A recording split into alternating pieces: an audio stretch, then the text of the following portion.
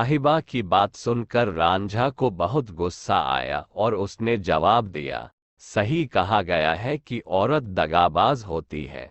तुम औरतों ने समस्या खड़ी की और मुझे मेरे भाइयों से अलग करवा दिया। मैं एक खुश जिंदगी जी रहा था, लेकिन तुम्हारी बुरी जुबान के कारण घर में झगड़े शुरू हुए। तुम औरतें मर्दों को उकसाती हो ताकि एक दूसरे से लड़ पड़ें। साहिबा ने उतनी ही तल्खी से उलटकर कहा, तुम बहुत ज्यादा दूध और चावल खा रहे हो, इसलिए इतना घमंड दिखा रहे हो। एक तुम ही हो जो हमारे परिवार पर कलंक हो। अगर घर छोड़ दो और कुछ दिन भूखा मरना पड़े तो तुम्हारी ये सारी भाषणबाजी बंद हो जाएगी। तुम आलसी हो और किसी काम के नहीं हो।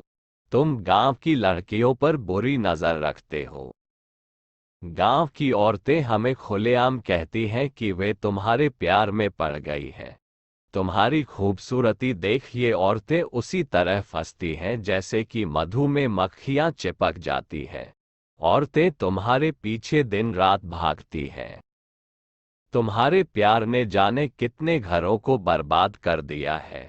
भौजाई की जली कटी सुनने के बाद रांझा और भी गुस्से में आया और जवाब दिया, सारी दुनिया जानती है कि तुम इस गांव की सबसे झगड़ालू औरत हो और तुम इतनी खूबसूरत हो कि तुम्हारे पति को इस बात का कभी डर नहीं होगा कि कोई दूसरा आदमी तुमको भगा ले जाएगा। क्रोध से साहिबा की आंखें लाल हो गई और उसकी सूरत पर लहराते लंटे जहरीले सांप की फन की तरह हो गए।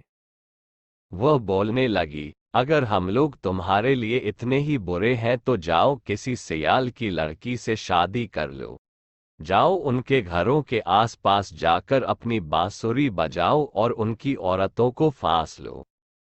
अगर तुमको हमारी खूबसूरती पसंद नहीं तो जाओ हीर से शादी कर लो। उसे दिन रात तलाश करो ताकि तुम उसे अपने जाल में फंसा सको।